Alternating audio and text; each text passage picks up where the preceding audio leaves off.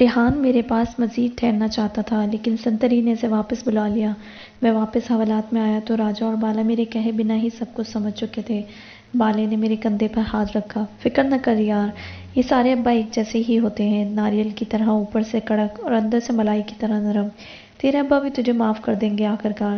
باہر اندھیرا چھا چکا تھا۔ ایک سپاہی نے آ کر حوالات کے سامنے لگی ہوئی گیس بتی کی لو اونچی کی۔ تم لوگوں میں سے ایان کون ہے؟ میں کھڑا ہو گیا۔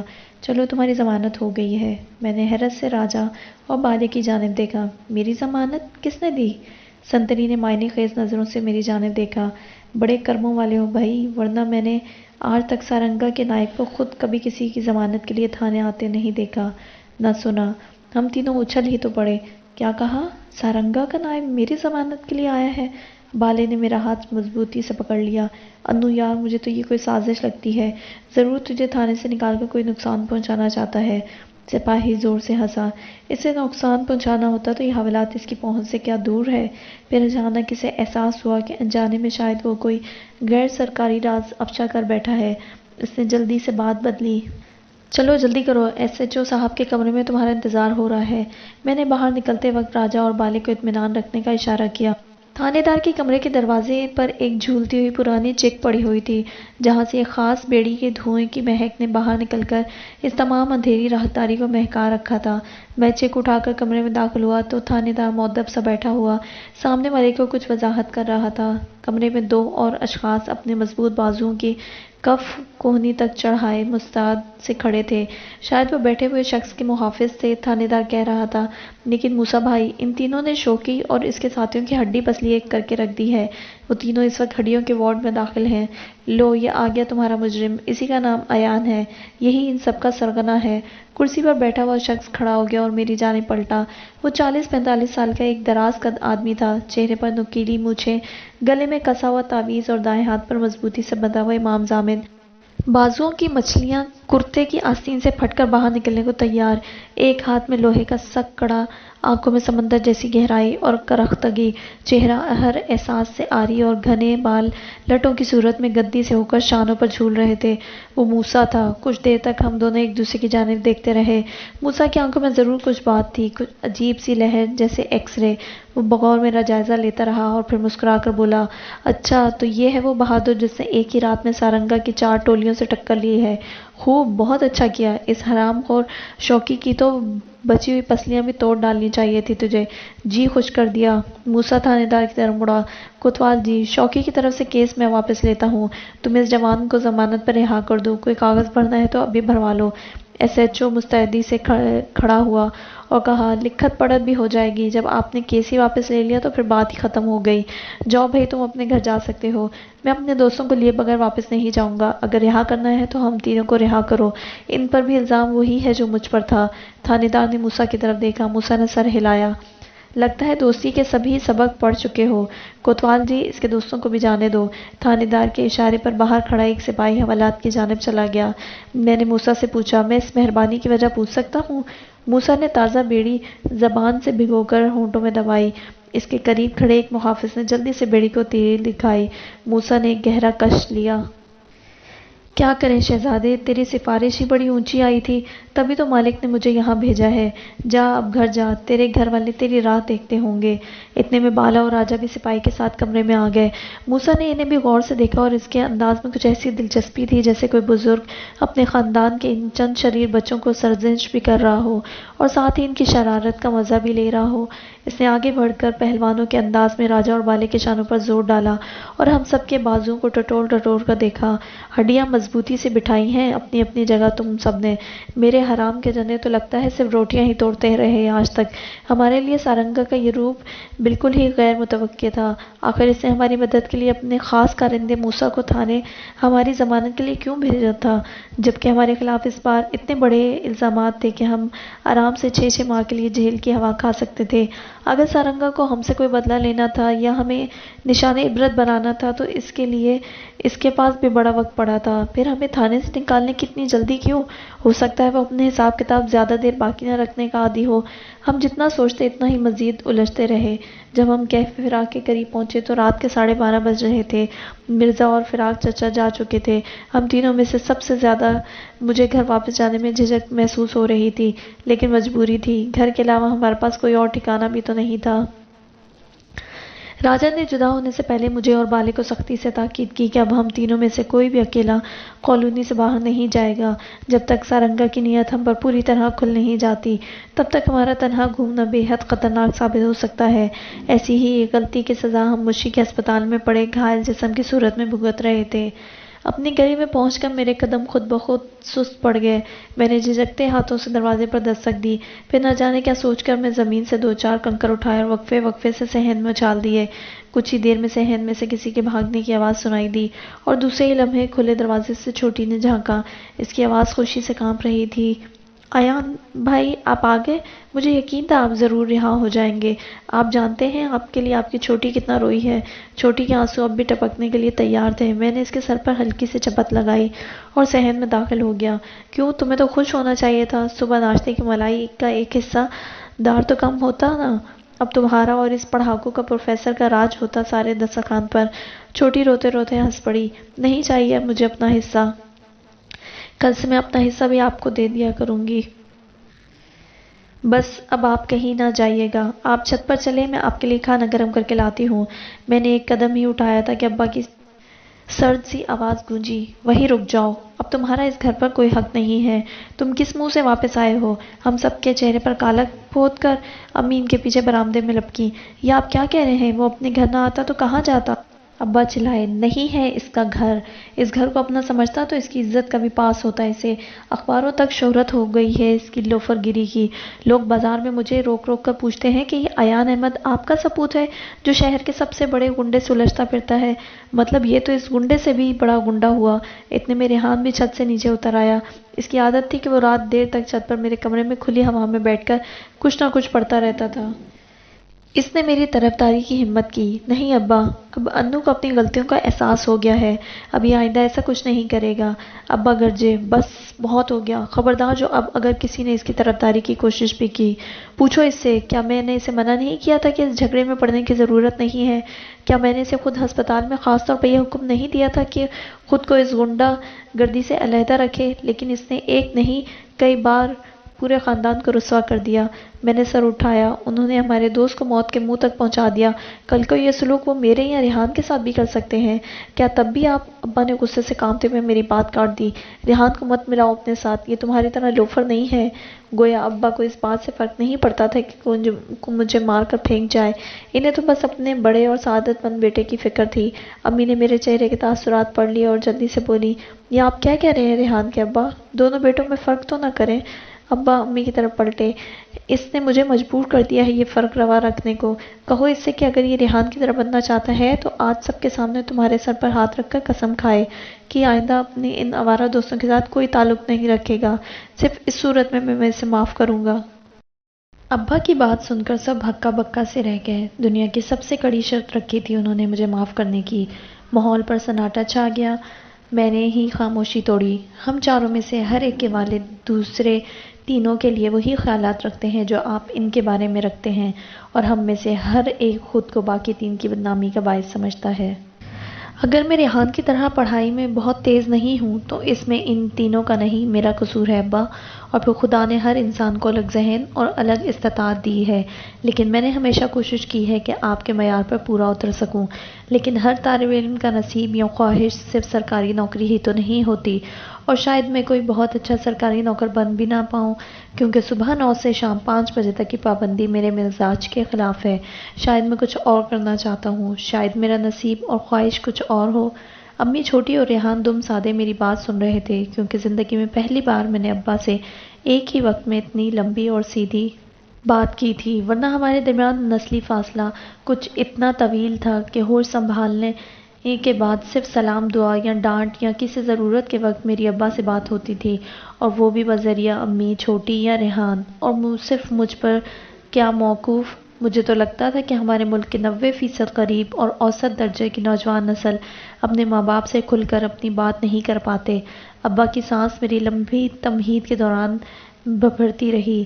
بہت خوب، تو آج تم نے اپنے باپ کے سامنے کھڑے ہونے کا فیصلہ کر ہی لیا ہے، ٹھیک ہے، شاید ایک دن ایسا ہونا ہی تھا، تو تم اپنے دوستوں کو نہیں چھوڑ سکتے۔ اب ذرا یہ بھی بتا دو تم کرنا کیا چاہتے ہو؟ ساری زندگی سیکنڈ اور تھرڈ ڈویژن کے نمبروں سے بمشکل پاس ہونے والے کو ایسی کون سی پیشکش ہوگی لاکھوں روپے ماہانہ کمانے کی؟ مانتا ہوں کہ میں ساری زندگی بہت کم نمبروں سے کامیاب ہوا ہوں، لیکن اس کی وجہ میری نالائکی سے زیادہ میری زیادہ نمبر لینے کی دوڑ میں شامل نہ ہونے کی خواہش بھی تھی۔ میں نے ہمیشہ 35 نمبروں کو ہی کافی سمجھا، کیونکہ میرے مضمون ہمیشہ آپ کے منتخب کردہ ہوتے تھے۔ آپ نے کبھی مجھے یہ سوچنے ہی نہیں دیا کہ میں خود کیا پڑھنا چاہتا ہوں، کیا بننا چاہتا ہوں، جس کا نتیجہ یہ ہے کہ میں آج اپنے آپ کو ہی گم کر بیٹھا ہوں۔ میرا تعلیمی کیریئر اوسط درجے کا ہے اور میرے سامنے کوئی بڑی منزل نہیں ہے۔ مجھے 4-5 گریڈ کی کسی سرکاری نوکری پر ہی اکتفا کرنا پڑے گا، جو میں کر نہیں سکتا۔ امی نے بات بگڑتے دیکھ کر مجھے ڈانٹا۔ انو، یہ تو کیا کہہ رہا ہے؟ اپنے ابا سے کوئی ایسی بات کرتا ہے؟ ابا نے امی کو روک دیا۔ نہیں، کہنے دو اسے، اس کے اندر کا زہر باہر تو آئے، تاکہ تم سب کو بھی پتہ چل سکے کہ اس کے دل میں اپنے باپ کی کتنی عزت ہے۔ اب سنو ایان میاں، میں نے تمہاری سن لی۔ اس گھر میں تم اسی وقت رہ سکتے ہو جب اپنے باپ کو کچھ بن کر اور کچھ کر کے دکھاؤ گے۔ دوسری صورت وہی ہے، تمہیں یہاں رہنے کے لیے وہی سب کچھ کرنا ہوگا جو تم سے ہمیشہ کہتا آیا ہوں۔ اپنی تمام آوارہ گردی ترک کرو اور اپنے بھائی کی طرح اپنے باپ کا سہارا بننے کی کوشش کرو، نہ کہ اپنے بزرگوں کا نام یوں بازاروں میں چھالتے پھرو۔ میں اس کی اجازت ہرگز نہیں دوں گا۔ میں نے حتمی فیصلہ کر لیا۔ ٹھیک ہے، اگر آپ یہی چاہتے ہیں تو میں اس گھر میں تبھی قدم رکھوں گا جب کچھ بن جاؤں گا، نہ بن سکا تو آپ کو اپنی صورت کبھی نہیں دکھاؤں گا۔ امی حواس باختہ ہو گئی۔ انو، دماغ تو خراب نہیں ہو گیا تیرا؟ ریحان، تو کچھ کہتا کیوں نہیں اپنے چھوٹے بھائی کو؟ لیکن ریحان کی تو اپنی سیٹی گم تھی۔ وہ میرا ہاتھ پکڑنے کے لیے میری جانب لپکا۔ چھوٹی رو پڑی۔ ایان بھائی مت جائیں، لیکن ابا چٹان کی طرح مضبوط کھڑے رہے۔ میں ریحان سے ہاتھ چھڑا کر گھر سے باہر نکل آیا۔ اندر امی اور چھوٹی رو رو کر ابا کو دعائیاں دیتے رہے، لیکن ریٹائرڈ ہیڈ ماسٹر توقیر احمد کے اندر کا سخت گیر استاد آج اسے کسی دعائی کے سامنے پگھلنے نہیں دے رہا تھا۔ ریحان نے میرے پیچھے آنے کی کوشش کی تو ابا نے زور سے ڈانٹ کر اسے اندر بلا لیا۔ میرے دل و دماغ میں اس وقت آندیاں چل رہی تھیں۔ ہم غریب لوگوں کی جیبیں کتنی خالی اور انا کتنی بھری ہوئی ہوتی ہے۔ کہتے ہیں اینٹ پتھر کی کوئی بھی دیوار انا کی دیوار سے بلند نہیں ہو سکتی۔ میرے اور ابا کے درمیان بھی آج وہی دیوار کھڑی ہو گئی تھی۔ میرے قدم ایک بار پھر اسی مہربان بینچ کی طرف بڑھتے گئے جو ہمیشہ سے کیفے فراق اور میری تنہائیوں کا ساتھی تھا۔ میں بہت دیر لیٹ کر آسمان کے تاروں سے پوچھتا رہا کہ اب کہاں جاؤں۔ تارے مجھے دیکھ کر روتے رہے اور میرے سوالوں سے منہ چھپاتے رہے۔ جانے کتنی دیر بیت گئی اور مجھے احساس بھی نہیں ہوا کہ کوئی موٹر میرے سامنے سے گزر کر آگے جا کر رک گئی ہے اور پھر اس میں سے کوئی اترا ہے۔ میں اس وقت چونکا جب کسی نے میرا شانہ ہلایا۔ کیوں جوان، گھر نہیں گئے ابھی تک؟ وہ موسیٰ تھا۔ گیا تھا، لیکن ابا نے گھر سے نکال دیا۔ موسیٰ نے تعصب سے سر ہلایا۔ یہ ساری دنیا کے بزرگوں کو ایک ہی مسئلہ ہوتا ہے کیا؟ اچھا چلو، مالک تمہیں بلا رہے ہیں۔ میں نے بے دہانی میں پوچھا، کون؟ ارے بھائی، سارنگا بھائی، اپنے مالک تمہیں بلا رہے ہیں، وہی سامنے گاڑی میں۔ میں زور سے چونکا۔ ٹھیک اسی لمحے دور کھڑی گاڑی کا دروازہ کھلا اور اس میں سے ایک قدم نیچے اترنے کے لیے باہر نکلا۔ کار سے نیچے اترنے والا شخص سارنگا ہی تھا۔ لمبا قد، تانبے جیسی تیز گندمی رنگت، آنکھوں میں ہلکی سی سرخی اور سرمے کی دھار، بال سلیقے سے پیچھے کو الٹائے ہوئے، فراخ ماتھا، ہونٹوں میں دبا پان، مضبوط کثرتی بدن، دائیں ہاتھ کی کلائی میں تنگ پیتل کا کڑا اور بائیں ہاتھ میں بہت قیمتی گھڑی، مہنگی بوسکی کا کرتا اور سفید کلف والی لٹھے کی شلوار میں ملبوس۔ بے خیالی میں اپنی مونچھوں کو تاؤ دیتے ہوئے وہ واقعی کسی چھوٹی موٹی ریاست کا سلطان محسوس ہو رہا تھا۔ میں موسیٰ کے ساتھ چلتے ہوئے نئے ماڈل کی BMW کار کے قریب پہنچ گیا۔ موسیٰ نے ہنستے ہوئے دور ہی سے سارنگا کو اطلاع دی۔ کہتا ہے ابا نے گھر سے نکال دیا ہے۔ ادھر بھی اپنی ہی کہانی ہے مالک۔ موسیٰ کی بات سن کر سارنگا کے چہرے پر ہلکی سی مسکراہٹ ابھری۔ تو سچ مچ نالائق تھا موسیٰ، تجھے تو گھر سے نکال کر اچھا ہی کیا ہوگا تیرے ماں باپ نے۔ پھر اس نے غور سے میری جانب دیکھا۔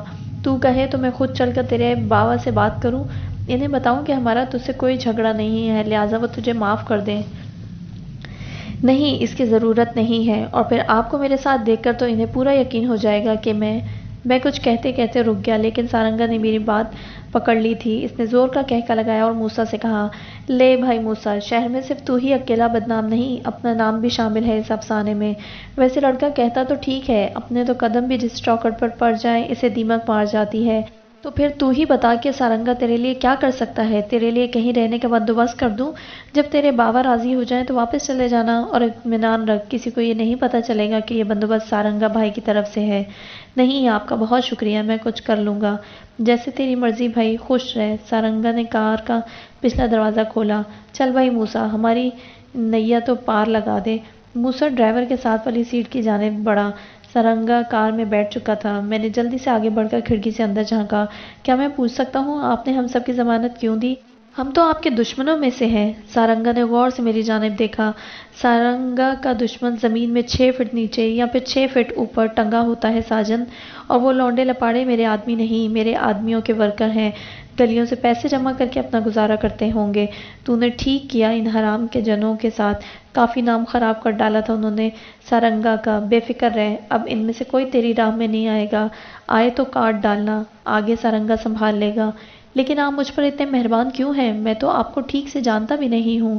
سارنگا نے اپنا سر جھٹکا۔ اسماعیل کو تو جانتا ہے نا، وہی حرام کو خبر لے کر آیا تھا تیری۔ چل اب اپنے دماغ کو زیادہ نہ تھکا، زیادہ سوال ہمیشہ چیزوں کو الجھا دیتے ہیں۔ جو گتھی جتنی کھل سکے اسے اتنا ہی کھولا کر۔ سارنگا نے ڈرائیور کو اشارہ کیا، گاڑی آگے بڑھ گئی اور میں اپنے ذہن میں نہ جانے کتنی بند گتھیاں لیے وہیں کھڑا رہ گیا۔ اسماعیل کا سارنگا کے ساتھ کیا تعلق تھا، اور اس نے مجھے پہلے کیوں نہیں بتایا کہ وہ سارنگا کو جانتا ہے؟ میں صبح تک یوں ہی بیٹھا رہا، اور پھر جب فجر کے بعد مرزا اور پھر فراق چچا کیفے پر آئے تو میری حالت جان کر پریشان ہو گئے۔ چچا فراق تو باقاعدہ غصے میں کھڑے ہو گئے۔ لگتا ہے ہیڈ ماسٹر صاحب سے آج تفصیلی بات کرنی ہی ہوگی۔ اتنے میں راجا اور بالا بھی آ گئے۔ انہیں بھی شاید ابا کے فیصلے کی کوئی سنگن مل چکی تھی۔ وہ مشی کے لیے ہسپتال ناشتہ لے جانے کے بہانے سے گھر سے نکلے تھے۔ راجا جذباتی ہو گیا۔ یار انو، اب ہم بھی اپنے گھروں میں نہیں رہیں گے، یہاں کسی کو ہماری فکر نہیں ہے۔ مرزا نے انہیں ڈانٹا۔ بے وقوفی کی باتیں نہ کرو، سب گھر والوں کو تمہاری فکر ہے، تبھی وہ لوگ تم لوگوں کو منع کرتے ہیں، لیکن اس وقت انہیں تمہاری بات سمجھ نہیں آ رہی ہے۔ یہ جنریشن گیپ ہے پیارے، بڑھتے بڑھتے بھرے گا۔ میں نے فراق چچا کا ہاتھ پکڑ کر بڑی مشکل سے انہیں روکا۔ نہیں، اب ابا سے کوئی بھی اس معاملے میں بات نہیں کرے گا، وہ اپنی جگہ درست ہیں۔ ہر باپ اپنے بچوں کو ایک کامیاب دیکھنا چاہتا ہے، لیکن شاید وہ من چاہی کامیابی ہر اولاد کا مقدر نہیں ہوتی۔ میں اپنی منزل اب خود تلاش کروں گا۔ کم از کم منزل نہ ملنے کی صورت میں بھٹک جانے کا الزام تو میرے سر ہی رہے گا نا۔ وہ سب خاموش ہو گئے۔ ہم کچھ دیر کے لیے مشی کے پاس ہسپتال بھی گئے۔ اب اسے گھر والوں سے خبر مل چکی تھی کہ اس کا یہ حال بنانے والوں کو ہم نے کسی دوسرے ہسپتال کے بستروں کی زینت بنا دیا ہے۔ وہ ہمارے لیے بہت فکر مند تھا۔ انو یار، یہ سب کچھ ٹھیک نہیں ہوا، اگر تم لوگوں کو کچھ ہو جاتا تو؟ راجا نے لمبی سی انگڑائی لی۔ ہو جاتا تو ہم تینوں بھی اسی وارڈ میں پڑے ہوتے اور اس سرکاری ہسپتال کے خوبصورت نرسوں کو بار بار بہانے سے بخار چیک کروا رہے ہوتے۔ مشی نے تکیہ اٹھا کر اسے مارا۔ تم کبھی نہیں سدھرو گے۔ ہسپتال سے نکلنے کے بعد میں نے راجا اور بالے کو ان کے گھر جانے کا کہا۔ وہ دونوں بیک وقت بولے، لیکن اس وقت تم کہاں جاؤ گے؟ میں کچھ دیر کے لیے شیخ صاحب کی طرف جانا چاہتا ہوں، شام ہونے سے پہلے مجھے بہت سے کام کرنے ہیں۔ ان دونوں نے ایک دوسرے کی طرف معائنے خیز نظروں سے دیکھا۔ اوہ، تو گویا شیخ صاحب کے ہاں ڈیرہ ڈالنے کی ٹھانی ہے جناب نے؟ ہم تو بھول ہی گئے تھے کہ اپنے ایان کا ایک سسرال سادات محلے میں بھی ہے۔ بکو مت، تم کیا سمجھتے ہو میں ان کے گھر رہنے کے لیے جا رہا ہوں؟ وہ بہت پریشان تھے، انہیں یہ بتانا ضروری ہے کہ سارنگا والا معاملہ ختم ہو گیا ہے۔ جاتے جاتے راجا نے ایک اور جملہ پھینکا، کچھ بھی کر لینا ایان پیارے، پر کہیں گھر داماد بننے کی حامی نہ بھر آنا۔ میں نے انہیں گھور کر دیکھا، لیکن میرے کچھ کہنے سے پہلے ہی وہ کالونی کی طرف بڑھ چکے تھے۔ میں سادات محلے میں شیخ صاحب کی گلی میں پہنچا تو سورج سر پر آ چکا تھا، اور چند لمحے پہلے تک سکون سے دھڑکنے والا میرا دل اس وقت کچھ اس طرح سے دھڑک رہا تھا جیسے چند ہی لمحوں میں پسلیوں کے حوالات توڑ کر باہر آ کر گرے گا۔ ہمیشہ کی طرح گہنا کا سامنا کرنے کا سوچ کر ہی میری سانسیں تیز اور گلا خشک ہونے لگا تھا۔ لاکھوں کی بھیڑ میں کوئی ایک چہرہ ہماری اندرونی حالت کو ایسے اکثر کیسے بدل سکتا ہے، میں یہ راز کبھی جان نہیں پایا تھا۔ دستک پر دروازہ ستارہ نے کھولا۔ میں نے شیخ صاحب کا پوچھا تو وہ کہیں کام سے نکلے ہوئے تھے۔ تنویر بھی اپنے کالج کی نوکری کو جا چکا تھا۔ میں نے مایوس ہو کر واپسی کے لیے قدم تولے۔ ٹھیک ہے، تو پھر آپ شیخ صاحب کو میرا پیغام دیجیے گا کہ ایان ان سے ملنے آیا تھا، میں پھر حاضر ہو جاؤں گا۔ دروازے کی اوٹ سے ستارہ کی لپکتی سی آواز ابھری، آپ اندر آ جائیں، ابا کچھ دیر میں آ جائیں گے۔ میں ذرا جھجکا، لیکن اس وقت گھر میں کوئی مرد؟ آپ غیر تو نہیں ہیں؟ ابا کو اگر پتہ چلا کہ ہم نے آپ کو یوں دروازے سے لوٹا دیا تو وہ بہت ناراض ہوں گے۔ میں بیٹھک کا دروازہ کھلواتی ہوں، آپ وہاں بیٹھ کر ابا کا انتظار کر سکتے ہیں۔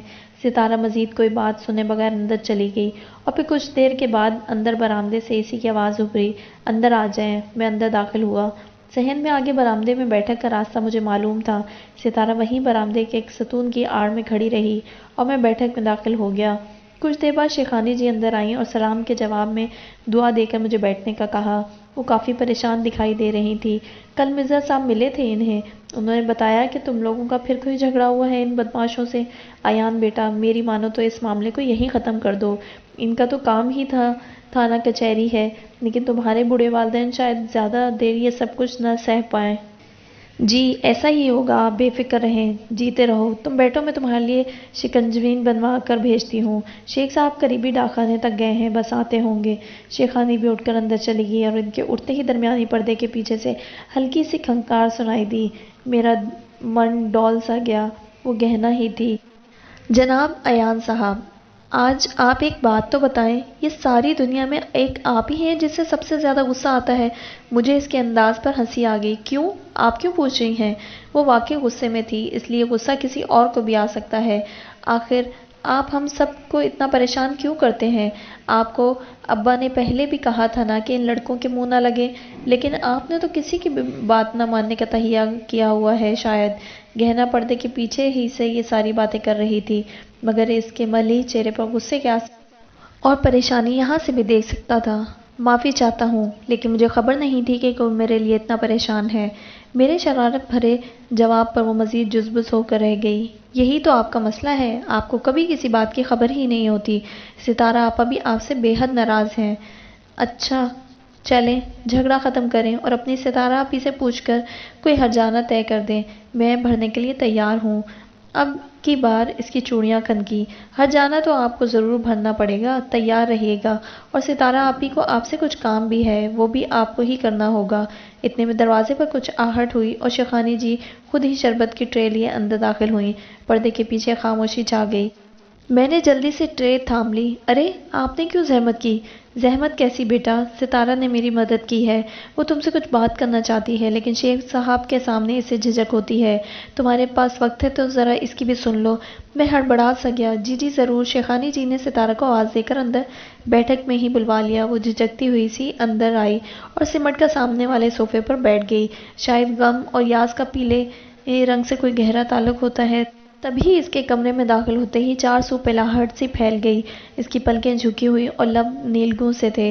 ستارہ نے مجھ سے کہا، میں ایم اے فائنل میں تھی کہ مجھے پڑھائی چھوڑنا پڑی۔ شادی کے بعد تعلیم مکمل کرنے کا ارادہ تھا، لیکن حالات نے اس بات کی مہلت ہی نہ دی۔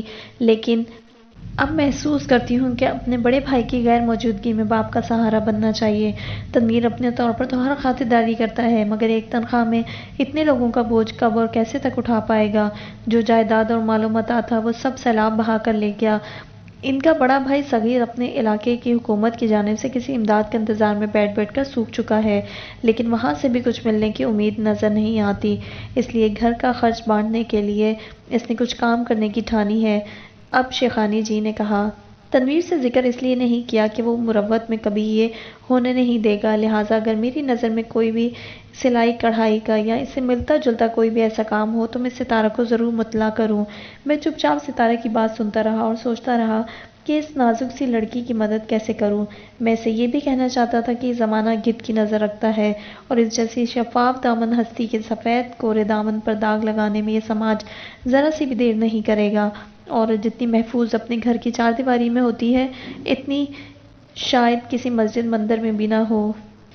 اچانک میرے ذہن میں ایک کوندہ سا لپکا، آپ ٹیوشن کیوں نہیں پڑھاتی یہیں گھر پر؟ اس طرح آپ کو گھر سے باہر بھی نہیں نکلنا پڑے گا اور آپ کے گھر کے خرچے میں بھی ہاتھ بٹا سکیں گی۔ ہاں، میں نے تنویر بھائی سے ٹیوشن کی بات کی تھی، مگر اتنے دن گزر گئے کام نہیں بنا۔ دراصل آج کل طالب علم خود چل کر جانے کے بجائے استاد کو گھر بلانا زیادہ پسند کرتے ہیں۔ میں دوسروں کے گھر جانے کو بھی تیار ہوں، مگر کوئی بات بنے تو صحیح، یا آپ مجھ پر چھوڑ دیں۔ میں 2000 روپے کی ایک ٹیوشن لے رہا ہوں، لیکن شاید اب جاری نہ رکھ پاؤں۔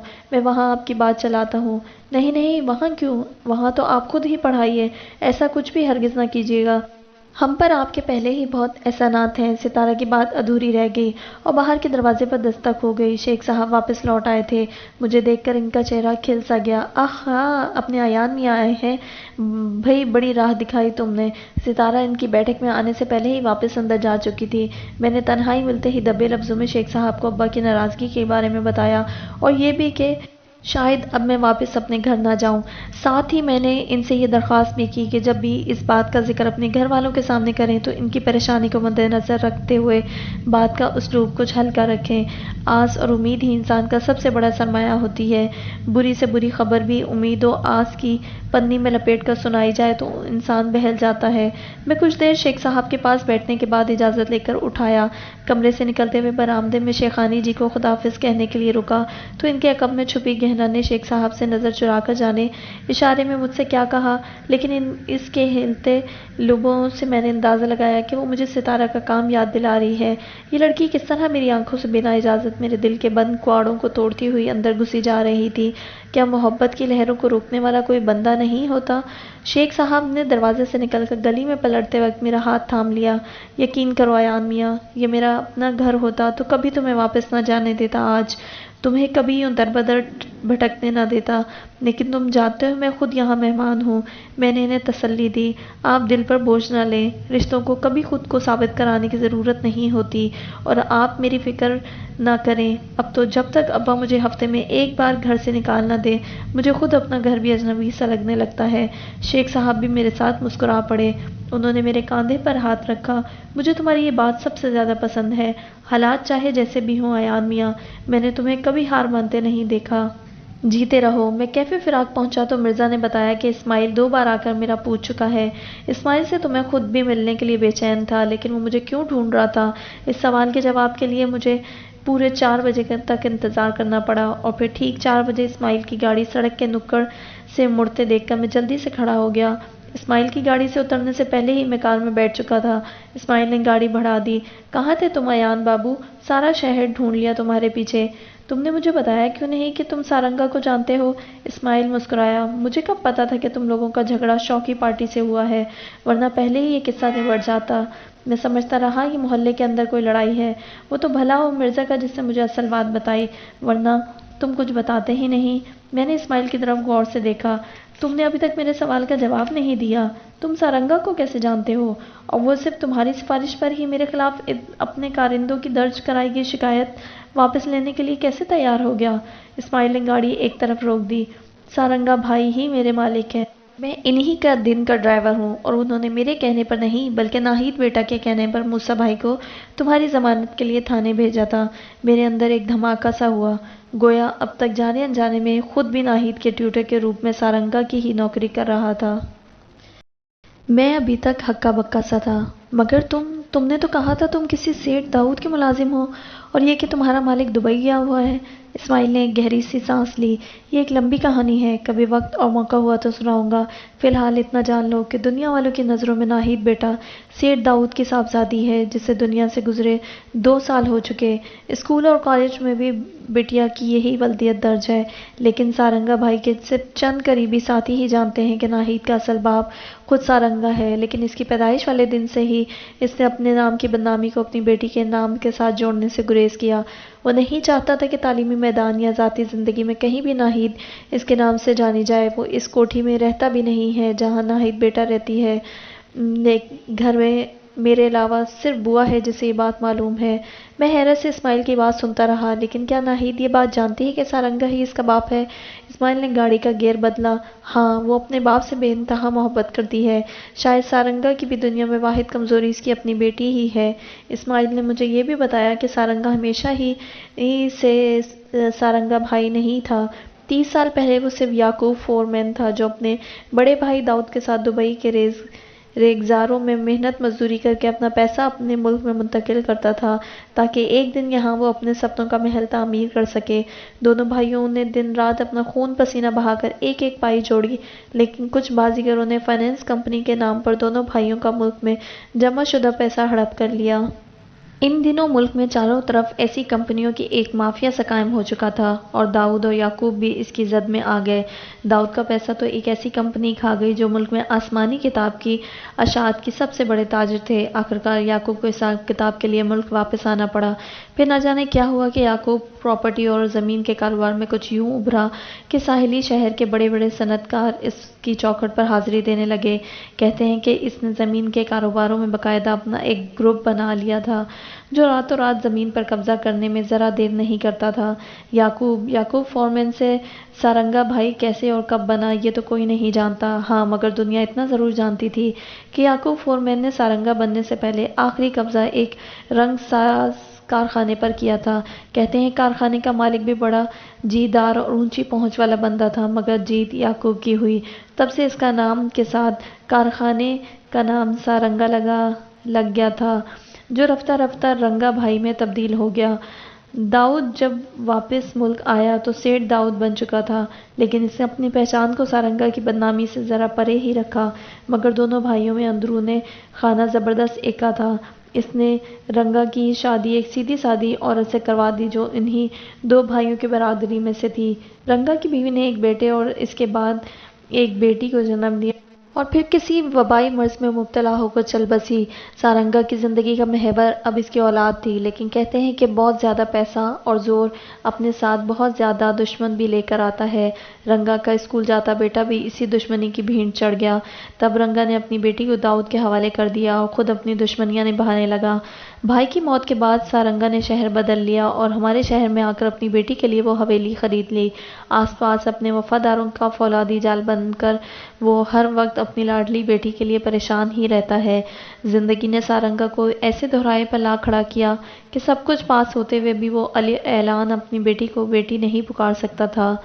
اسماعیل کی باتوں میں راستہ کٹ گیا، مجھے کچھ خبر بھی نہیں ہوئی۔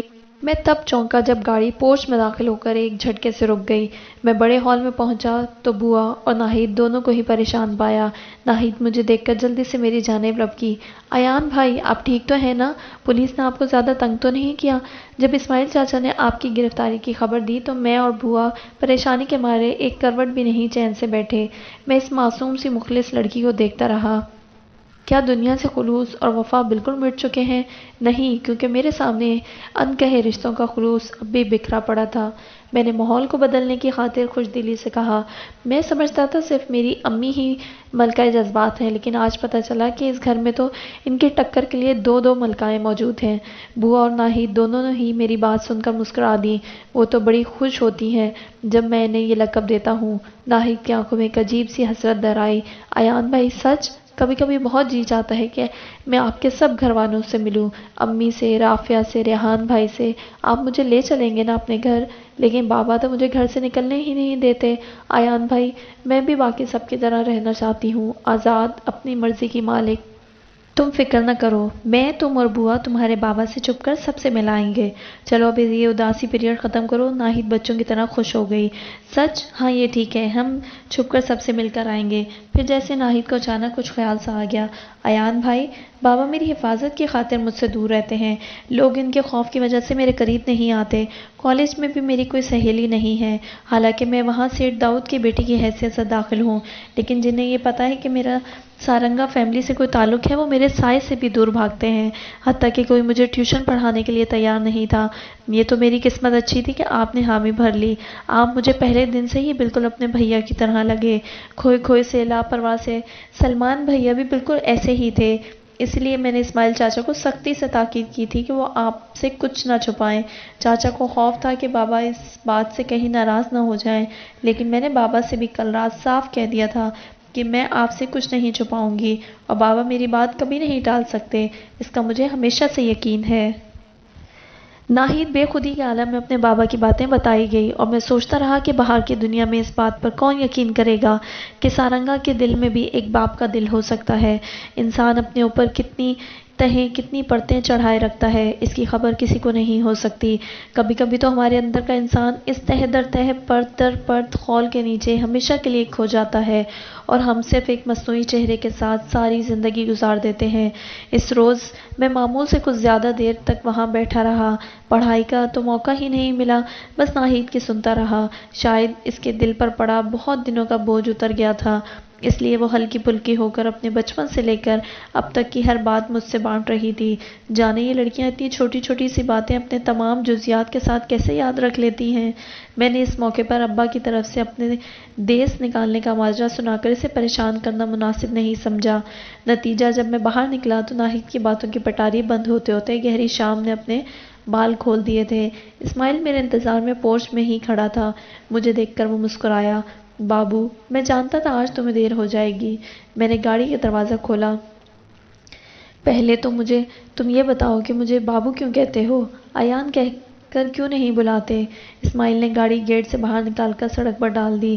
بس مجھے اچھا لگتا ہے، تم کپڑے بھی تو بابو جیسے پہنتے ہو۔ میں نے اپنی پرانی جینز اور آدھی آستین کی چیک والی شرٹ پر نظر ڈالی اور مجھے ہنسی آ گئی۔ لیکن میرے ابا کے بقول یہ لوفروں والا لباس ہے۔ اسماعیل بھی ہنس پڑا۔ آج کہاں اتاروں تمہیں؟ گھر تو تم جا نہیں سکتے، کہیں بھی اتار دو۔ جو بے گھر ہوتے ہیں سارا شہر انہی کا ہوتا ہے، کسی بھی فٹ پاتھ پر یا پارک میں رات گزاری جا سکتی ہے۔ اسماعیل کسی گہری سوچ میں گم تھا۔ بابو، ایک بات مانو کہ میری؟ ضرور، اگر میرے اختیار میں ہوا تو ضرور۔ تم میرے ساتھ چلو۔ میں رنگا بھائی کی حویلی کے پچھواڑے کوارٹر میں رہتا ہوں۔ میرا اس دنیا میں کوئی خون کا رشتہ باقی نہیں رہا۔ جب تک تمہیں ابا معاف نہیں کر دیتے یا تمہارا کوئی دوسرا مستقل ٹھکانہ نہیں مل جاتا، تم میرے ساتھ رہ سکتے ہو۔ وہ جگہ بدنام ضرور ہے، لیکن یقین کرو وہاں اتنے برے لوگ نہیں رہتے جتنے ان اجلی اور نئی کوٹھیوں میں رہائش پذیر ہیں۔ اگر مجھ پر ذرا بھی اعتبار ہے تمہیں تو یقین رکھو کہ اسماعیل تمہیں کبھی کسی غلط جگہ چلنے نہیں کہے گا۔ میں کھڑکی سے باہر دیکھتا رہا۔ مجھے اپنے علاوہ دنیا کے باقی ہر شخص پر اعتبار ہے، جانے میں خود پر کب اعتبار کرنا سیکھوں گا؟ میری بات سن کر اسماعیل نے پہلے یو ٹرن ہی سے بنا کسی حجت کے گاڑی موڑ لی۔ فضا میں ٹائروں کی چرچراہٹ دور تک گونجی۔ کچھ ہی دیر میں شہر کا وہ علاقہ شروع ہو گیا جو انگریز کے دور میں اصل شہر تھا اور اب اندرون شہر یا صدر کا علاقہ کہلاتا تھا۔ یہاں پرانے طرز کے مکانات اور چھوٹی بڑی حویلیوں کی بہتات تھی۔ یہ متوسط درجے کے لوگوں کا یا پھر اب تک اپنی پرانی تہذیب سے جڑے متمول لوگوں کا رہائشی علاقہ تھا۔ پرانے طرز کے مکان، چوبارے، گلیاں اور کھڑکیوں سے جھانکتی ماضی کی شاندار روایت کی عکاسی کرتی بالکنیاں اب بھی ویسے ہی ایستادہ تھیں۔ میرے ذہن میں ایک عجیب سی بات آئی کہ انسان شاید ازل سے ابد تک زوال کا ہی شکار رہا ہے، اسی لیے ہمیں ہر حال کے دور میں ماضی کی روایات، تعمیرات اور سلیقے صدا بہاتے ہیں۔ جن پر ماضی پرستی کا الزام لگایا جاتا ہے وہ ماضی پر بہت کچھ ایسے قصوروار بھی نہیں، کیونکہ حال اور مستقبل کا آئینہ ماضی کے مقابلے میں ہر دور میں دھندلا ہی رہا ہے۔ دیکھ کر صاف پتہ چلتا تھا کہ یہاں روزانہ منوں کے حساب سے خالص دودھ آتا ہوگا، تو گویا باہر کی دکانوں میں دودھ کے کاروبار کی وجہ بھی یہی احاطہ تھا۔ احاطے میں موجود بڑے بڑے دالانوں کو کیاری کی اینٹوں سے مختلف مگر ایک ہی پیمائش کے درجنوں ٹکڑوں میں تقسیم کیا گیا تھا، جس میں رات اور خشک یا گیلی مٹی سے پاٹ کر کے انہیں مشق کے قابل بنایا گیا تھا۔ مجھے تو وہ حویلی کم اور پہلوانی سکھانے کا کوئی اڈا زیادہ معلوم ہو رہا تھا۔ چاروں طرف استادوں اور شاگردوں کے شور سے ایک عجیب سا سما بن گیا تھا۔ میں نے حیرت سے اسماعیل کی طرف دیکھا۔ یہ سب کیا ہے؟ اسماعیل مسکرایا۔ اپنے رنگا بھائی کو ہمیشہ سے بس ایک ہی شوق تو رہا ہے، کثرت کا، داؤ پیچ کا اور کلائی کے زور کا، اور تم یہ جتنے نوجوان یہاں تربیت لیتے ہوئے دیکھ رہے ہو، آگے چل کر یہ رنگا بھائی کے علاقوں کا کنٹرول بھی سنبھالیں گے۔ جو اس وقت کام سنبھال رہے ہیں وہ بھی سال 2 سال پہلے یہیں سے سیکھ کر میدان میں نکلے ہیں۔ یہ رنگا بھائی کی فوج ہے بابو، لیکن اس دور میں لڑنے والا کلائی کا زور اور داؤ پیچ استعمال ہی کب کرتا ہے؟ وہ تو پسٹل یا کلاشنکوف نکالتا ہے اور پل بھر میں کھیل ختم کر دیتا ہے۔ بلکہ اب تو پسٹل اور ریوالور جتنے ماؤزر بھی آ گئے ہیں۔ پھر ان آتشی اسلحہ برداروں کے سامنے تمہاری یہ فوج کس کام کی؟ اسماعیل نے برا سا منہ بنایا۔ گولی سے بزدل ڈرتے ہیں، ہمارے دھندے میں اصل کی پہچان زور ہے اور یہی پیمانہ بھی ہے۔ ہاں، جن تھڑ دلوں اور پسٹل چلانے والے کم ظرفوں کی تم بات کر رہے ہو، ان کے بندوبست کے لیے یہاں خاص انتظام موجود ہے، لیکن وہ صرف محافظ ہوتے ہیں۔ اڈے کا اصل آدمی کبھی ایسی اوچھی حرکت نہیں کرتا، لیکن ایسے اوچھے وار کرنے والوں کو جواب دینے کے لیے اس کے ساتھ یہ آتشی اسلحہ رکھنے والے محافظ بھی ہمیشہ موجود رہتے ہیں۔ میں حیرت سے اسماعیل کی باتیں سنتا رہا۔ میرے لیے یہ بالکل نئی دنیا تھی، جہاں باقاعدہ شاگردگی کی رسم ہوتی تھی اور چاقو بازی یا زور سیکھنے کے لیے شاگرد کی کلائی پر دھاگا باندھا جاتا تھا اور بدلے میں وہ اپنے استاد کو نیک میں جوڑا، پگڑی، 101 روپیہ اور امام ضامن پیش کرتا تھا۔ چاقو بازی کی شاگردگی کے لیے پہلے اپنا چاقو استاد کے قدموں میں ڈالا جاتا تھا اور پھر جب استاد بند چاقو اٹھا کر اور کھول کر اپنے شاگرد کے حوالے کرتا تو باقاعدہ اسے شاگرد کی سند مل جاتی تھی۔ بعض مشقوں کی شاگردگی پانے کے لیے وفاداری کے طور پر شاگرد کو اپنی کلائی کاٹ کر خون کے چند قطرے استاد کے قدموں یا پھر اڈے کی مٹی کی نظر کرنے ہوتے تھے۔ یہ اس بات کی نشانی تھی کہ اب وہ عمر بھر اپنے استاد اور اس اڈے سے وفاداری نبھائے گا۔ عام اسکول کالجوں کی طرح یہاں بھی وقت اور سند رائج تھی۔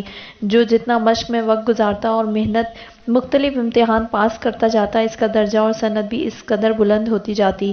جیسے کراٹے میں مختلف بیلٹس کی ڈگری ہوتی ہے، اسی طرح بھی جماعت اور مشق کی بنیاد پر شاگردوں کو مختلف درجوں میں بانٹا جاتا تھا۔ شاید سارنگا کی یہی فوج تھی جو تربیت پانے کے بعد شہر میں اس کا راج چلاتی تھی، زمین پر قبضہ کرتی تھی اور سارنگا کی ان دیکھی حکومت کے احکامات کو شہر بھر میں رائج کرتی تھی۔ اسماعیل نے مجھے یہ بھی بتایا کہ یہ زیر زمین حکومت بھی ایک باقاعدہ طریقہ کار کے تحت وجود میں آتی تھی اور شاید ہماری ظاہری حکومت سے کہیں زیادہ شفاف اور ایماندارانہ چناؤ اس حکومت کے قیام کے لیے رائج تھا۔ شہر کے تمام چھوٹے بڑے زیر زمین گروہ اس چناؤ میں شامل ہوتے تھے اور 4 یا 2 بڑوں کو اپنا رہنما تسلیم کر کے ان کا چناؤ کرتے تھے۔ چناؤ کے لیے باقاعدہ کوئی دن مخصوص ہوتا تھا اور پرچی اور بولی کے ذریعے اپنے اپنے رہنما چن لیے جاتے تھے۔ وہ 4 رہنما شہر کے نقشے کو میز پر رکھ کر اسے چاقو کے ذریعے 4 حصوں میں تقسیم کر دیتے تھے اور یوں مشرق، مغرب اور شمال جنوب کے 4 علاقے وجود میں آ جاتے تھے۔ پھر ان علاقوں کی حکمرانی کے لیے یا تو پیسے کی بولی یا پھر زور اور بل کی بنیاد پر حصہ داری تقسیم کر لی جاتی تھی۔ عام طور پر بندرگاہ، ریلوے اسٹیشن اور ڈاک یارڈ وغیرہ کے علاقے جس کے حصے میں آتے تھے وہ زیادہ خوش قسمت تسلیم کیا جاتا تھا، مگر ایک بار جب تقسیم ہو جاتی تو اگلے 3 سال تک ان میں سے کوئی بھی لیڈر دوسرے کے علاقے میں دخل اندازی نہیں کر سکتا تھا۔ ایسا کرنے کی صورت میں زیر زمین دنیا کے بزرگ اور پرانے حکمران سخت جرمانہ عائد کرتے تھے اور بعض اوقات ایسی جرات کی پاداش میں در انداز کو علاقہ بدری یا نااہلی کی سزا بھی مل سکتی تھی۔ ہاں، اگر کوئی زور کے بل پر کسی کے علاقے کا دعوے دار ہوتا تو اسے باقاعدہ مقابلہ کر کے اپنی طاقت ثابت کرنے کے بعد وہ علاقہ چھیننا پڑتا تھا، مگر اس مقابلے کے اصول بھی بزرگ رہنما ہی طے کرتے تھے اور ان کی سینٹ ہی آخری فیصلہ صادر کرتی تھی۔ میں یہ سب سن کر ایک جہان حیرت میں غرق تھا کہ اچانک میرے عقب سے آواز ابھری اور کسی نے میرے کندھے پر اپنے ہاتھ کی گرفت مضبوط کر لی۔ باہر سے کیا تماشا دیکھ رہے ہو؟ ہمت ہے تو اکھاڑے میں آ کر مقابلہ کرو۔ میں نے پلٹ کر دیکھا۔ میرے پیچھے موسیٰ اور سارنگا کھڑے تھے۔ سارنگا نے قریب آ کر گرم جوشی سے مجھے سینے سے لگا لیا۔ موسیٰ نے بھی حسب عادت میرے سینے اور بازوں کی ہڈی چٹخا ڈالی۔ اچھا کیا تم یہیں آ گئے، ہم برے ہیں پر اتنے بھی برے نہیں ساجن۔ اسماعیل نے دبی دبی آواز میں سارنگا کو بتایا کہ مجھے وہ کس شرط پر اپنے ساتھ یہاں لے کر آیا ہے اور یہ کہ میں اس کے ساتھ ہی پچھلے حصے میں ٹھہروں گا۔ موسیٰ نے اسماعیل کو ڈانٹا، کیوں بے، تو کہاں کا حاجی ہے کہ شہر کے رہنمائی کرنے چلا ہے؟ سارنگا مسکرایا، چل ٹھیک ہے، جیسے تیری مرضی، ہمارے حصے میں رہ یا پچھلے حصے میں، رہے گا تو اپنے ساتھ ہی۔ اپنی لاڈلی تیری بڑی تعریف کرتی ہے، کہتی ہے بھیا بنا لیا ہے میں نے اسے، تو اس ناطے سے تو ہمارا بھی کچھ ہوا نا۔ کس چیز کی ضرورت ہو تو مانگ لینا، شرم نہ کرنا، پھر چلیں گے کسی دن تیرے بابا کی طرف بھی انہیں منانے۔ سارنگا نے جاتے جاتے اسماعیل کو ہدایت کی کہ وہ میرے لیے حویلی کے عقب میں بنے مہمان خانوں کے کمروں میں سے کوئی بھی کمرہ کھلوا دے اور میرے کھانے پینے سمیت ہر چیز کا خیال رکھے۔ پھر وہ 2 قدم چل کر واپس پلٹ آیا، اور سن اسماعیلے، 2-4 جوڑی کپڑے بھی بنوا دے زدی کے لیے، درزی کو یہیں بلوا لینا اور بتا دینا کہ صبح کپڑے تیار ہونے چاہیے، کیا سمجھا؟ اسماعیل نے جلدی سے تابعداری میں سر ہلایا۔ سارنگا موسیٰ کے ساتھ نہ جانے کس گوشے کی جانب چلتا ہوا غائب ہو گیا۔ ویسے بھی اس طویل و عریض حویلی کی بھول بھلیوں کو یاد رکھنے میں مجھے ہفتوں لگ سکتے ہیں۔ اسماعیل مجھے لیے حویلی کے عقب میں رہائشی حصے میں آ گیا۔ اس طرف شاید عام لوگوں کا داخلہ ممنوع تھا۔ یہ بھی پرانے طرز کی ایک پوری حویلی ہی تھی۔ تقسیم ہند سے قبل اس علاقے میں ہندوؤں کے بڑے بڑے پاڑے اور مندر تھے، لہٰذا یہاں کی تعمیر میں ہندو ثقافت کا رنگ بھی نمایاں نظر آ رہا تھا۔ کمروں کے سامنے کشادہ اور وسیع برآمدہ، جس کے فرش پر قدیم طرز کی منقش میناکاری کی گئی تھی، اور برآمدے کے سامنے سرخ اینٹوں کا بڑا سا دالان کے درمیان میں بہت بڑا سا پیڑ، جس کے گرد سفید سنگ مرمر کا بڑا سا گول چبوترا بنا ہوا تھا۔ دائیں جانب چند سنگ مرمر کی مورتیاں اور ان سے پرے ایک بہت بڑا سا باغیچہ تھا، جہاں رنگ برنگ پھول اور درخت اپنی بہار دکھا رہے تھے۔ باغیچے کی گھاس اور باڑ بہت نفاست اور ترتیب سے تراشی ہوئی تھی۔ آس پاس بہت سے نوکر اپنے کاموں میں مشغول تھے۔ اسماعیل کو دیکھ کر سبھی نے اسے تعظیم دی، مطلب اسماعیل کو یہاں رنگا کا خاص آدمی سمجھا جاتا تھا۔ اسماعیل کے اشارے پر میرے لیے فوراً ایک کمرہ کھول دیا گیا۔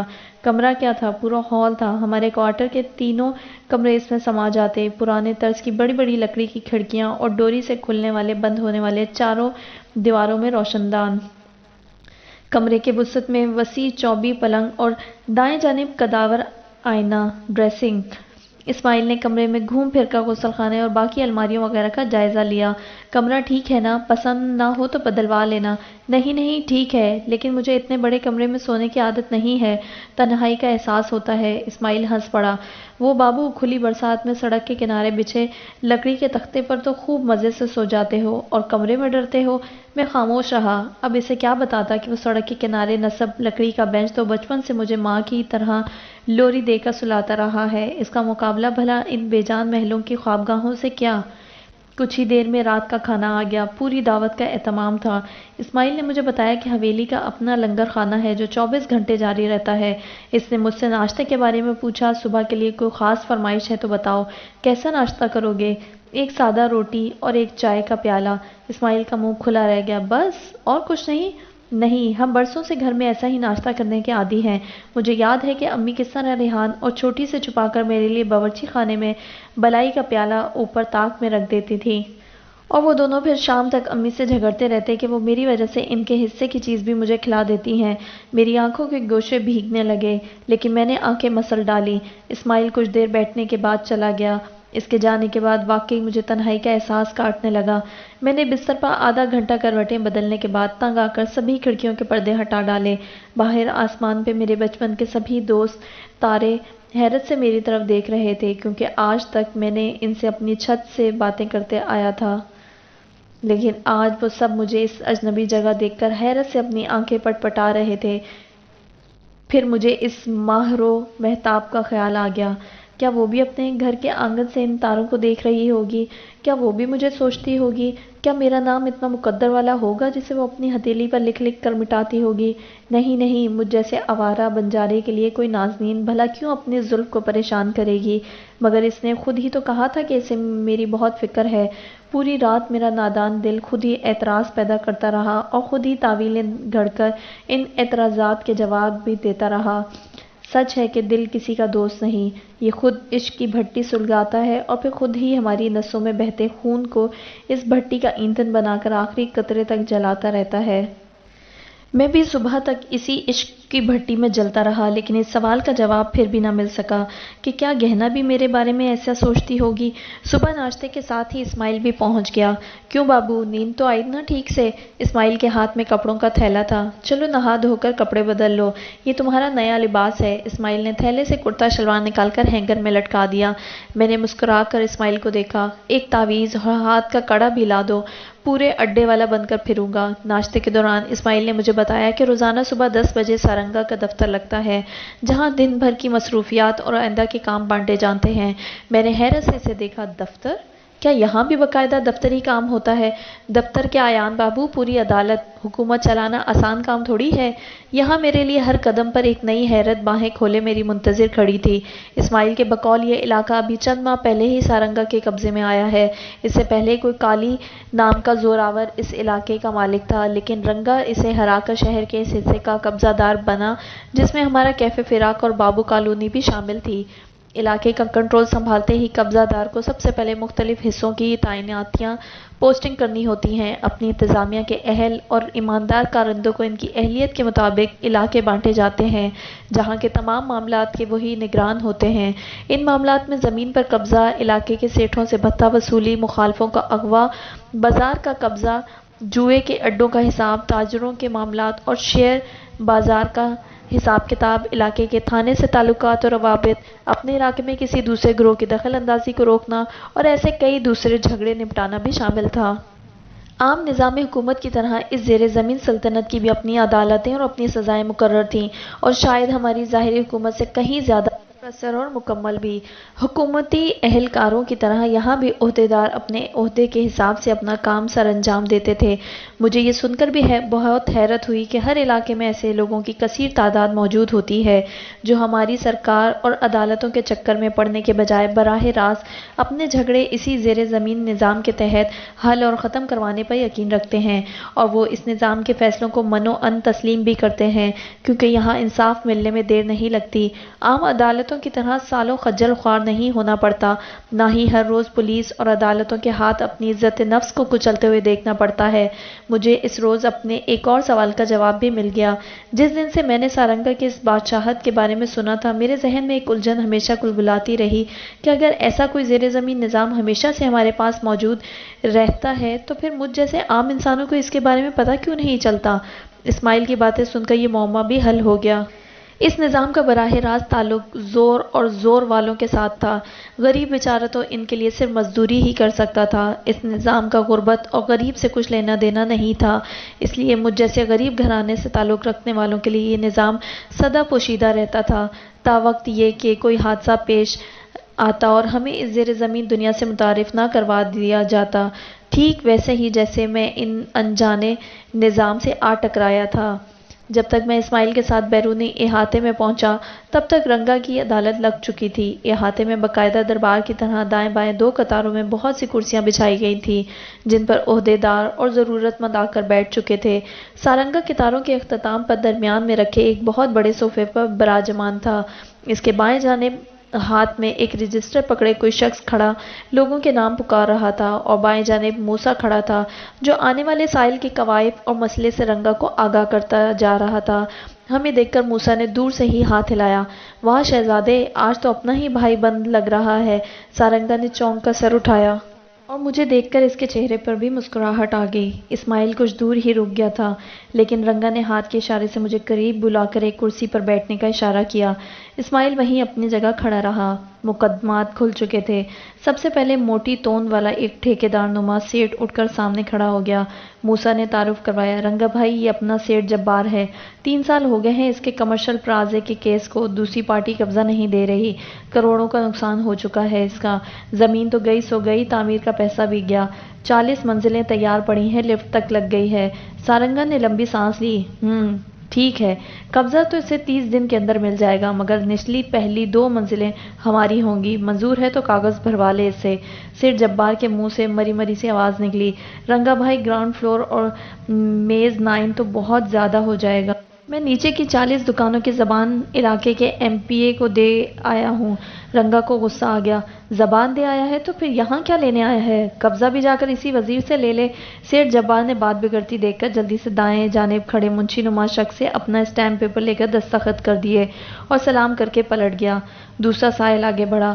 موسیٰ نے پہچان کروائی، یہ فیکا فلم والا ہے بھائی، 2 سال پہلے اپنی فلم کا اعلان کر کے ایڈوانس بھی دے چکا ہے، لیکن کوئی نیا ہیرو ہے جو وقت نہیں دے رہا۔ پیسے بھی کھا چکا ہے، لیکن اب شوٹنگ کے لیے پیسے زیادہ مانگ رہا ہے۔ پروڈیوسر تباہ ہو گیا ہے رنگا بھائی۔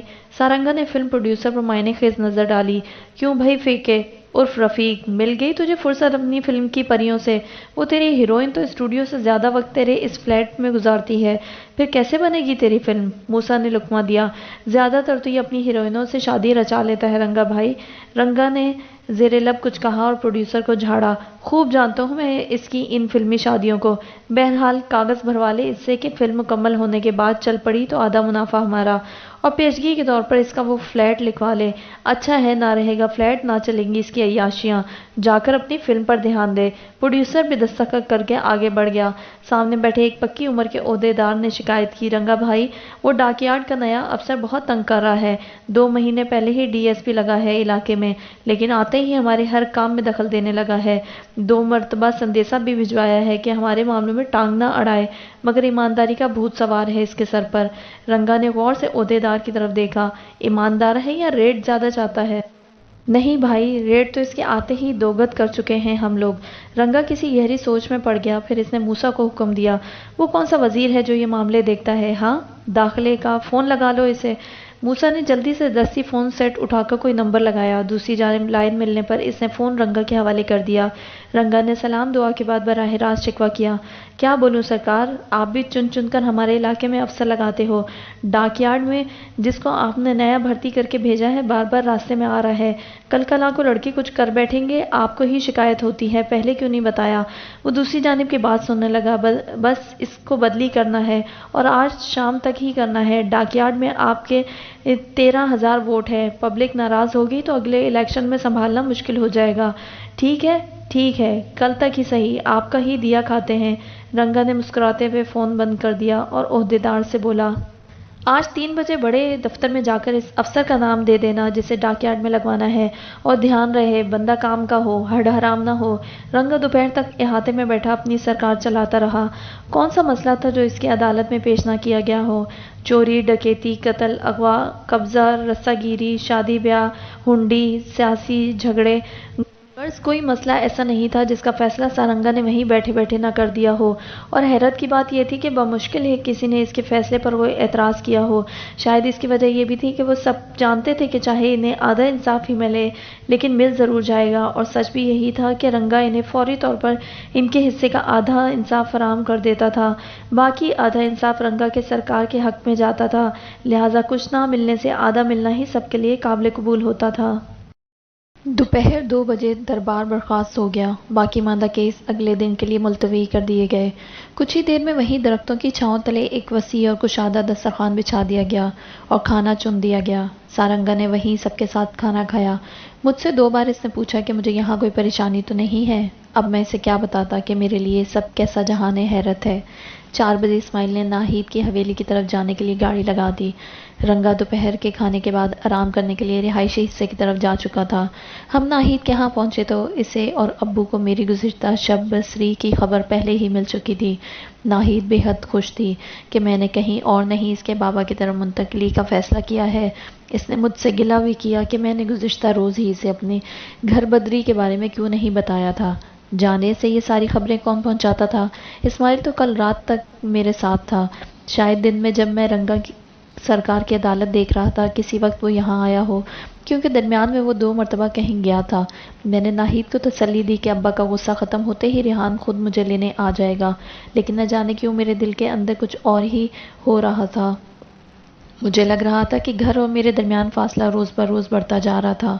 ناہید مجھ سے بار بار پوچھتی رہی کہ اس کے ابا مجھے کیسے لگے، انہوں نے میرا ٹھیک سے خیال رکھا یا نہیں، اور میں وہاں خوش تو ہوں، وغیرہ وغیرہ، اور میں اپنے اس گزرے دن کے بارے میں بتاتا رہا۔ پھر میں نے خاص طور پر ناہید سے ستارہ کے بارے میں بات کی، کیونکہ میں سارنگا سے پہلے ناہید سے ستارہ کی ٹیوشن کے بارے میں اجازت لینا چاہتا تھا۔ ناہید تمام بات سن کر افسردہ ہو گئی۔ کیوں ایان بھائی، آپ مجھے نہیں پڑھانا چاہتے کیا؟ ایسی بات نہیں، وہ لوگ اس وقت ضرورت مند ہیں، لہٰذا انہیں کسی ایسی مدد کی ضرورت ہے کہ ان کی خودداری متاثر نہ ہو، اور اب میرا اور تمہارا رشتہ ایسے کسی بہانے تاج بھی نہیں، تمہارا جب جی چاہے میں تمہاری مدد کے لیے یہیں موجود رہوں گا۔ میری بات سن کر ناہید کے چہرے پر روشنی سی آ گئی۔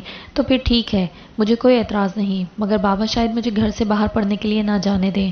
کوئی بات نہیں، اس صورت میں اسماعیل روزانہ ستاروں کو یہاں لا سکتا ہے، جیسے وہ مجھے لے کر آتا تھا۔ ناہید کی رضامندی کے بعد میں ہلکا پھلکا سا ہو گیا تھا۔ جب اسماعیل مجھے دوبارہ یعقوب مینشن لے کر پہنچا تو ایک اور شام ڈھلنے والی تھی۔ احاطے میں کل شام کی طرح کلائی اور زور کی مشق جاری تھی۔ آج رنگا خود بھی ایک بڑے سے اسٹول پر بیٹھا اپنے کارندوں کو زور سکھا رہا تھا۔ اس کے سامنے ایک نوجوان نے دوسرے کی کلائی زور سے درمیان میں بچھی میز پر گرا دی۔ فضا میں ہلکی سی ہڈی چٹکنے کی آواز ابھری۔ مجھے دیکھ کر سارنگا نے دعوت دی، کیوں بھائی ساجن، کلائی لڑائے گا میرے شیروں سے؟ سنا ہے تجھ میں بڑا دمخم ہے۔ یہ یاد رکھنا، پنجہ لڑانے کے لیے صرف کلائی کی نہیں کلیجے کی ضرورت بھی ہوتی ہے۔ میں نے ہلکے سے مسکرا کر معذرت کی، نہیں، آپ کے شیر واقعی سوا شیر ہیں، میرا ان سے کیا مقابلہ؟ لیکن موسیٰ نہ مانا اور اس نے میرا ہاتھ پکڑ کر سارنگا کے سامنے بچھی لکڑی کے میز پر بائیں جانب بڑھا دیا۔ ایک نوجوان اپنی کلائی پر ہاتھ پھیرتا ہوا میرے مد مقابل آ کر بیٹھ گیا۔ مجبوراً میں نے اپنا ہاتھ پنجہ لڑانے کے لیے میز پر رکھ دیے۔ نوجوان کی نظریں میری نظروں سے ٹکرائیں۔ سارنگا نے زور سے تالی پیٹی، واہ بھائی، میدان میں تو بڑا سورما اترا ہے، چل سینڈو، دکھا دے اپنا زور اس شہزادے کو۔ بچپن سے اب تک میں کئی بار ریحان اور اپنے دوستوں کے ساتھ پنجہ لڑانے کا یہ کھیل کھیل چکا تھا، لیکن بالے کے علاوہ مجھے اور کوئی نہیں ہرا پایا تھا۔ بالے کی کلائی میں واقعی بلا کا زور تھا۔ ریحان کو تو میں زبردستی بھی دونوں ہاتھوں سے پنجہ گرا کر ہرا دیتا تھا اور اس کام میں چھوٹی میرا ساتھ دیتی تھی۔ وہ میرے ہاتھ پر اپنے ہاتھ کا زور بھی ڈال دیتی تھی اور ریحان کو ہارنا بھی پڑتا تھا، کیونکہ اگر وہ جیت جاتا تو پھر میں دن بھر منہ پھلائے پھرتا اور ریحان سے بات بھی نہیں کرتا۔ جانے یہ بچپن ایک دم پھر سے اڑ کر کہاں اوجھل ہو جاتا ہے۔ سینڈو نے اپنا بایاں ہاتھ اپنی پشت پر پیچھے مضبوطی سے کس لیا اور مجھے بھی اشارہ کیا کہ میں بھی اسی عمل کو دہراؤں تاکہ صرف دائیں ہاتھ کے پنجے اور کلائی کا زور ہو سکے۔ ہمارے آس پاس موجود باقی سارے شاگرد کارندے اور ان کے بوڑھے استاد بھی ہمارا یہ بے وزن مقابلہ دیکھنے کے لیے اپنی مشق چھوڑ کر ایک دائرے میں اکٹھے ہو گئے تھے۔ قاعدے کے مطابق موسیٰ میری طرف سے میرا حوصلہ بڑھانے والا مقرر ہو گیا اور سینڈو کی سرپرستی خود سارنگا نے سنبھال لی۔ میرے حق میں نعرے لگانے والوں کو موسیٰ نے بائیں جانب کھڑا کر دیا اور سینڈو کے حمایتی دائیں جانب اس کا حوصلہ بڑھانے کے لیے کھڑے ہو گئے۔ گویا باقاعدہ ٹیم بنا کر پنجہ لڑانا بھی یہاں کے آداب و تربیت میں شامل تھا۔ ایسا شاید اس لیے کیا جاتا ہوگا کہ کوئی ایک مقابل داد اور جوش کی بٹائی میں تنہا نہ رہ جائے۔ ایسا موقع سارنگا یہاں اپنے دشمنوں کے لیے بھی ضرور فراہم کرتا ہوگا۔ سینڈو نے اپنا پنجہ کھولا اور میں نے اپنی ہتھیلی سے جوڑ کر اپنی انگلیاں کس لیں۔ موسیٰ نے گنتی شروع کی، 3، 2، 1 اور اس کی انگلی گرتے ہی فضا میں شور سمجھ گیا۔ شاباش سینڈو، 10 سیکنڈ سے زیادہ نہیں لگنے چاہیے، گرا دے اسے، کوئی میری طرف سے چلایا۔ شاباش جوان، ہمت کر، گرنے نہ پائے۔ سینڈو بآسانی میرا ہاتھ میری طرف جھکانے میں کامیاب ہو گیا تھا، لیکن میز کی سطح چھونے سے پہلے ہی میری کلائی نے اپنا زور پکڑ لیا اور میں دھیرے دھیرے سینڈو کا ہاتھ واپس برابر سطح پر لانے میں کامیاب ہو گیا۔ لیکن سینڈو واقعی پنجہ لڑانا جانتا تھا۔ اس نے میری لاکھ کوشش کے باوجود بھی اپنے ہاتھ کو اپنی جانب زیادہ جھکنے نہ دیا۔ میری کن پٹی سے پسینے کی ایک بوند پھوٹی اور دھیرے دھیرے میرے کان کے پیچھے غائب ہو گئی۔ ہم دونوں کے ہاتھوں کی نسیں پھٹنے کو تھیں، چاروں طرف شور برپا تھا۔